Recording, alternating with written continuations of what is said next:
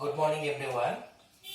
আজকে অনলাইন ক্লাসরুমে যে বিষয়টা সম্পর্কে আলোকপাত করব আমরা, সেটা হচ্ছে ক্লাস 9-এর জন্য খুবই গুরুত্বপূর্ণ একটা চ্যাপ্টার, কার্য, ক্ষমতা ও শক্তি, ওয়ার্ক, পাওয়ার অ্যান্ড এনার্জি।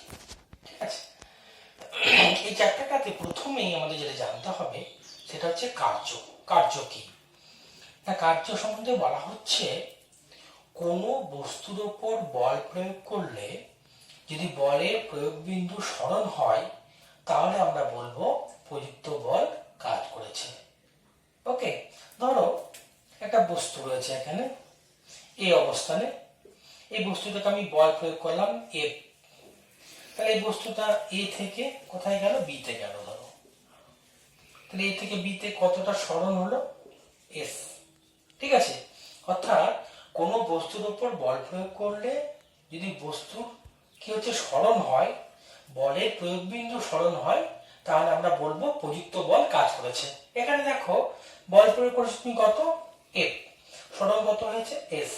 সেক্ষেত্রে আমরা বলবো কার্য, যাকে ডাব্লিউ দিয়ে আমরা সূচিত করছি, is equal to F into S. পরিষ্কার, বল ইন্টু সরণ মানে হচ্ছে কার্য। অর্থাৎ বস্তুর উপর বল প্রয়োগ করলে যদি বলের প্রয়োগ বিন্দু সরণ হয় তাহলে তাকে আমরা বলবো যে প্রযুক্ত বল কাজ করেছে। ক্লিয়ার? এবার দেখো নেক্সট, এই বলটা কি হলো না, ভূমির সঙ্গে সমান্তরাল ভাবে প্রয়োগ করলাম, তাই তো। এবার ধরো যদি আমি বলটা এইরকম ভাবে প্রয়োগ করি, এই বলটা একটা অ্যাঙ্গেলে প্রয়োগ করলাম, থিটা অ্যাঙ্গেলে প্রয়োগ করলাম, বলটা ভূমির সঙ্গে থিটা অ্যাঙ্গেলে প্রয়োগ করলাম। ঠিক আছে, তাহলে এক্ষেত্রে কার্যের যে রাশিমালা W ইজ ইকুয়াল টু হবে এফ এস কস থিটা। কেন, দেখো এই এফ এ দুটো উপাংশ থাকবে, এদিকে একটা উপাংশ থাকবে আর এদিকে একটা উপাংশ থাকবে। এই অনুভূমিক উপাংশটাকে আমরা বলবো এফ কস থিটা, আর উলম্ব উপাংশটাকে বলবো এফ সাইন থিটা। তাহলে এই এফ কস থিটাটা বল হয়ে যাবে।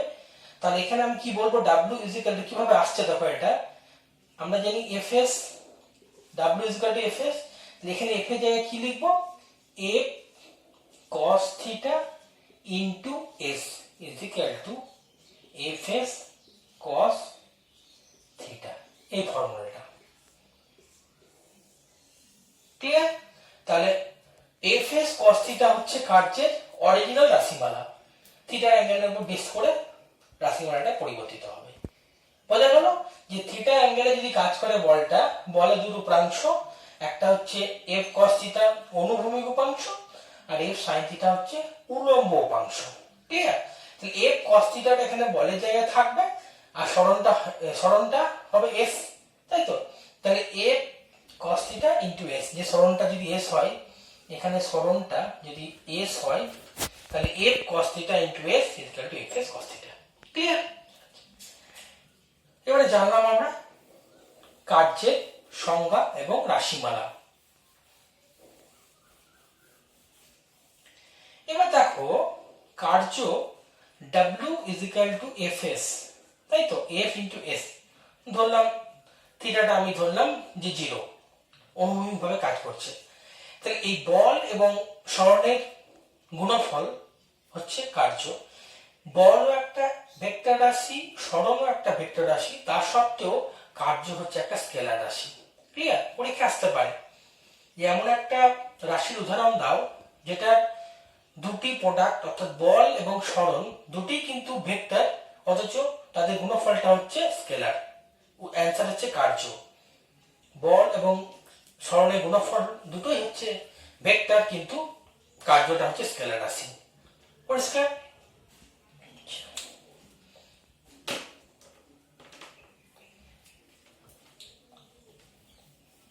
এবার দেখো দু ধরনের আমরা কাজ দেখব। একটাকে আমরা বলছি বলের দ্বারা কার্য, আর একটাকে বলছি বলের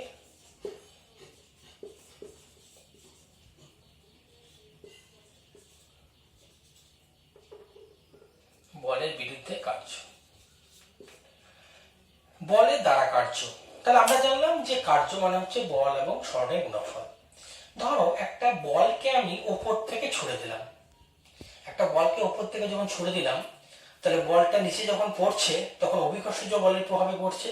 আর সরণটা কোন দিকে হচ্ছে, বলটা কোন দিকে আসছে, নিচের দিকে। তাহলে এখানে দেখো অভিকর্ষজ বল এবং সরণ কি হচ্ছে, একই দিকে থাকছে। বল এবং বলের প্রয়োগ বিন্দু সরণ একই দিকে হচ্ছে, সেই ধরনের বলকে আমরা বলবো বলের দ্বারা কার্যকে আমরা বলছি বলের দ্বারা কার্য। ক্লিয়ার? অর্থাৎ প্রযুক্ত বল এবং সরণ যদি একই অভিমুখে কাজ করে তাহলে তাকে আমরা বলছি বলের দ্বারা কার্য। এক্সাম্পল যেটা দিলাম, বলটাকে উপর থেকে ছুড়ে দিলাম, ঠিক আছে। এবারে বলের বিরুদ্ধে কার্য কি না, একটা ধরো লিখে একটা বই আছে, সেই বইটাকে আমি তুলে টেবিলে রাখবো। তাহলে এখানে দেখো অভিকর্ষজ বল কোন দিকে কাজ করছে, নিচের দিকে কাজ করছে। আর আমি যখন বলটা এই বইটাকে তুলছি, দেখো আমাকে কিন্তু সরণটা কি হচ্ছে না, বইটাকে তোলার সময় সরণটা অভিকর্ষজের বিরুদ্ধে হলো, তাই তো। একে আমরা বলবো, এই ধরনের কাজকে বলবো বলের বিরুদ্ধে কাজ। ক্লিয়ার? অর্থাৎ সরণ এবং প্রযুক্ত বল কি হচ্ছে, এখানে বিপরীতমুখী কাজ করছে, ঠিক আছে। তো এটাকে আমরা বলছি বলের বিরুদ্ধে কার্য। ক্লিয়ার?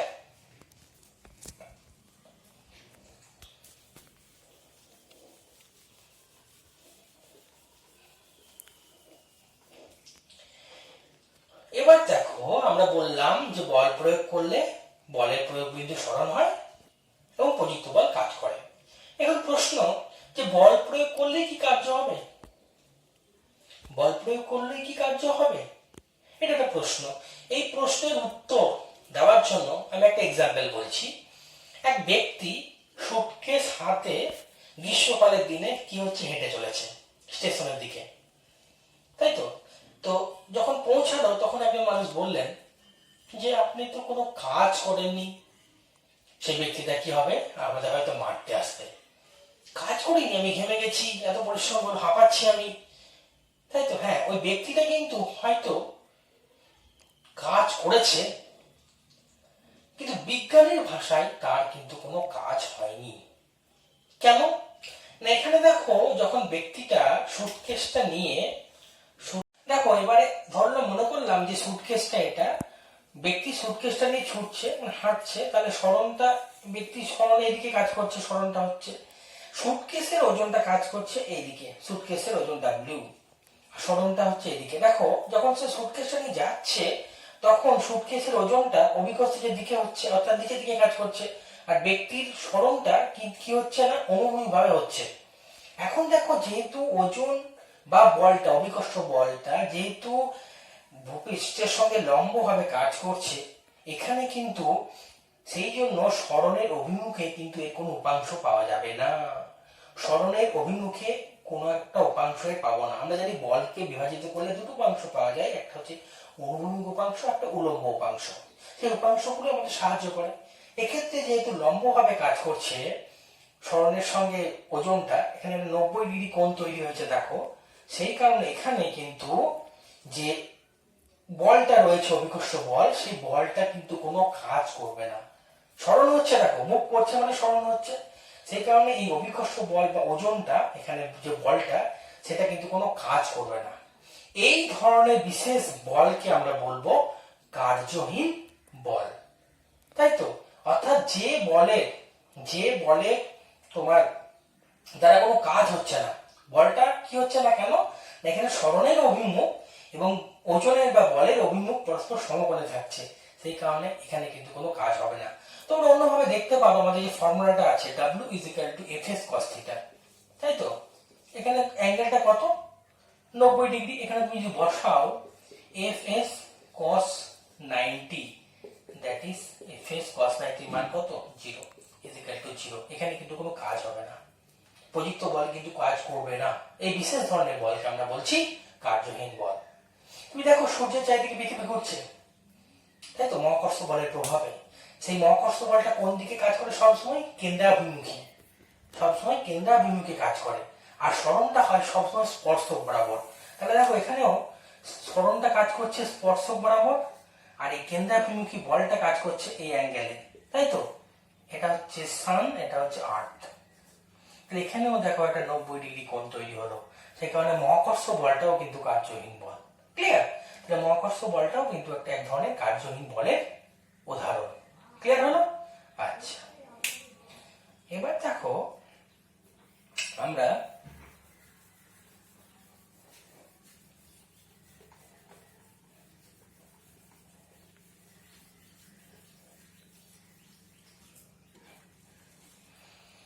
কার্যের একক সম্বন্ধে আসবো।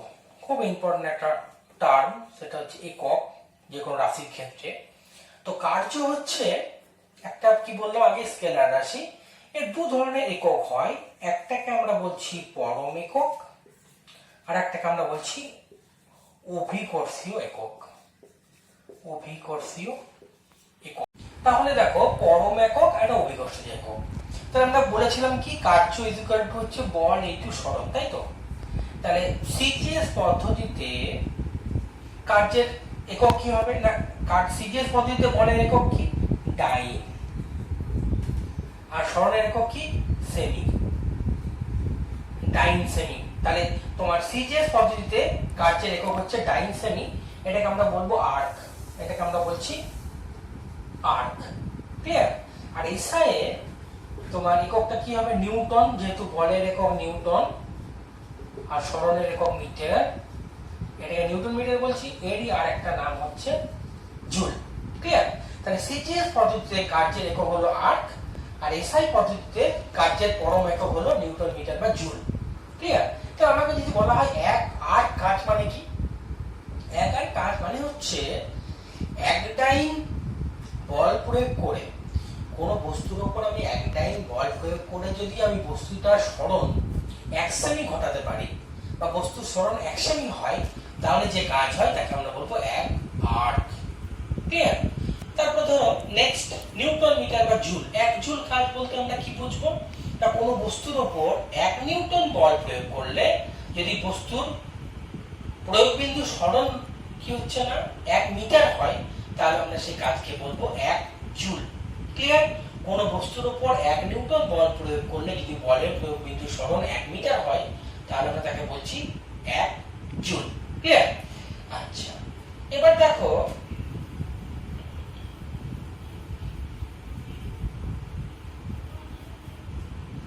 এই জুল, এক জুল, এক জুল মানে কি, নিউটন মিটার, নিউটন মিটার। এক নিউটন মানে কত ডাইন, 10⁵ ডাইন। আচ্ছা, আর এক মিটার মানে কত সেন্টিমিটার, 100 সেন্টিমিটার। তাহলে এটা হয়ে গেল ডাইন সেমি, তাহলে 10⁵, আর ডাইন সেমি মানে কি, আর্ক। তাহলে এক জুল ইজ ইকুয়াল টু আমরা পেয়ে গেলাম 10⁵ আর্ক। কথাটা খুব মনে রাখবে, গুরুত্বপূর্ণ একটা রাশিমালা, যে এক জুল সমান 10⁵ আর্ক। এটা প্রমাণও দিতে পারে, এভাবে তোমরা প্রমাণটা করবে। ক্লিয়ার? এবার দেখো আমাদের অভিকর্ষজ একক। যদি আমরা সমান্তরাল ভাবে বা মাটির সঙ্গে সরলরৈখিক ভাবে যদি কোনো কাজ করি, সেক্ষেত্রে পরম এককের কনসেপ্টটা আসবে। কিন্তু যখন আমরা কোনো একটা বলকে ধরো উপরে ছুটবো, বা বলকে নিচের দিকে ছেড়ে দেবো, বলটা ওঠানামা, বা মানুষ কোনো লিফটে উঠছে বা নামছে, এই ক্ষেত্রে আমরা অভিকর্ষজ এককের কথা আমাদের মনে রাখতে হবে। ক্লিয়ার? অভিকর্ষজ একক সিজিএস পদ্ধতিতে এটাকে আমরা বলছি গ্রাম সেমি। সিজিএস আমরা বলছি গ্রাম সেমি, আর এসআই বলছি আমরা এটাকে, এককটাকে কিলোগ্রাম মিটার। খুব বেশি জানা দরকার নেই এগুলো, যে অভিকর্ষজ একক হচ্ছে গ্রাম সেমি, আর সিজিএস এটা সিজিএস, আর এসআই হচ্ছে তোমার কিলোগ্রাম মিটার। একটা বলি, 1 গ্রাম ভরে কোনো বস্তুকে আমরা কি অভিকর্ষজ বলের বিরুদ্ধে 1 সেমি নিয়ে যেতে চাই, যে কাজ হবে তাকে আমরা বলবো 1 গ্রাম সেমি। অটোমেটিক্যালি কিলোগ্রামের ক্ষেত্রে তাই হবে। অর্থাৎ অভিকর্ষজের বিরুদ্ধে বা দিকে ভরকে নিয়ে যাওয়া মানে সেই ভরটা কখনো গ্রাম ভারে বা কখনো কিলোগ্রাম ভারে কনভার্ট হয়ে যাবে, তাই তো? এই গ্রামটাই হচ্ছে অভিকর্ষজের ক্ষেত্রে বলের মান, কিলোগ্রামটাও কিন্তু তাই, যেহেতু অভিকর্ষজ ত্বরণটা গুণ হয়ে যায়। ঠিক আছে? তাই সিজিএস হচ্ছে গ্রাম সেমি, এসআই হচ্ছে কিলোগ্রাম মিটার। ক্লিয়ার? এবারে আমরা যেটা বিষয়ে আলোচনা করব সেটা হচ্ছে ক্ষমতা।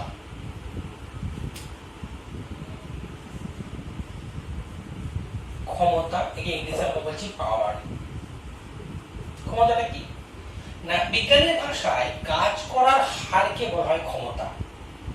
ঠিক আছে, ক্ষমতাকে পি দিয়ে প্রকাশ করা হয়। পি মানে হচ্ছে W/T, কাজ করার হারকে আমরা বলছি ক্ষমতা। তো একই পরিমাণ কাজ 20 জুল, দুটো ক্ষেত্রে 20 জুল, একজন করলো 3 সেকেন্ডে কাজটা আর একজন করলো 2 সেকেন্ডে কাজটা। যে 2 সেকেন্ডে করলো তার ক্ষমতা বেশি, কারণ যত কম সময়ে কাজটা সম্পাদিত হবে সেক্ষেত্রে ক্ষমতাটা তত বেশি হবে। ক্লিয়ার? এবার ক্ষমতার একক সিজিএস এ কি হবে? ক্ষমতার একক, বলের একক কি সিজিএস এ? আর্ক পার সেকেন্ড হবে, কারণ আমরা জানি ক্ষমতা ইজ ইকুয়াল টু W/T, তাই তো? Erg per second. আর এসআই কি হবে? Joule per second. এই জুল পার সেকেন্ডকে আরেকটা নাম আছে ওয়াট বলে আমরা জানি, ওয়াট। ঠিক আছে, এই ওয়াটটা সম্পর্কে তোমরা শুনেছো অনেক সময় বিভিন্ন পাওয়ারের ইউনিট। এসআই পদ্ধতিতে একক হচ্ছে ওয়াট। ঠিক আছে, একটা হলো আর্ক পার সেকেন্ড আর একটা হলো ওয়াট। এবার দেখো আমরা ক্ষমতা যে রাশিমালাটা রয়েছে সেখান থেকে একটা গুরুত্বপূর্ণ ফর্মুলা পাবো। দেখো, ক্ষমতা মানে P is equal to W/T। W মানে কি? Fs/T is equal to F/S/T is equal to F। এই S/T কে কি বলে? সরণের হারকে কি বলে? বেগ। F into B। তাহলে পাওয়ার বা ক্ষমতা is equal to হচ্ছে বল ইনটু বেগ। এটা পরীক্ষায় অনেক সময় প্রমাণ দেয়। প্রমাণ করো যে ক্ষমতা is equal to বল ইনটু বেগ। পরিষ্কার হলো? তাহলে আমরা ক্ষমতা জানলাম, ক্ষমতার ইউনিট জানলাম। সিজিএস এ হচ্ছে আর্ক পার সেকেন্ড, এসআই হচ্ছে জুল পার সেকেন্ড। আর একটা ক্ষমতার একক আছে, খুব ইম্পর্টেন্ট একক, হর্স পাওয়ার। ঠিক আছে, এই হর্স পাওয়ারের সঙ্গে ওয়াটের একটা সম্পর্ক রয়েছে। এই বিষয়গুলো আমরা পরের ক্লাসে জানবো। তাহলে আজকে যেটা আমরা কার্যক্ষমতা শক্তি থেকে জানলাম সেটা হচ্ছে কার্য বলতে কি বোঝো, কার্যের রাশিমালাটি লেখো। কার্য কি ধরনের রাশি? বলের দ্বারা কার্য, বলের বিপক্ষে কার্য। কার্যহীন বল বলতে কি বোঝো? উদাহরণ দাও। কেন কার্যহীন বলে প্রযুক্ত বল কাজ করে না? ক্ষমতা বলতে কি বোঝো? সিজিএস এবং এসআই পদ্ধতিতে ক্ষমতার একক কি? বল, বেগ এবং ক্ষমতার রাশিমালাটি প্রতিষ্ঠা করো। ঠিক আছে, এগুলো আমরা জানলাম। ঠিক আছে, আজকে এই পর্যন্তই। পরের ক্লাসে আমরা আবার ডিটেলসে যাব। ঠিক আছে, সকলে ভালো থেকো, সুস্থ থেকো। এই ভিডিওগুলো সকলকে একটু শেয়ার করে দেবেন যাতে আমার ছাত্রছাত্রী কাজে লাগে। ছাত্রছাত্রীরা তোমরা এগুলো ফলো করবে। কোনো সমস্যা হলে আমাকে মেসেঞ্জারে এসএমএস করবে। ওকে।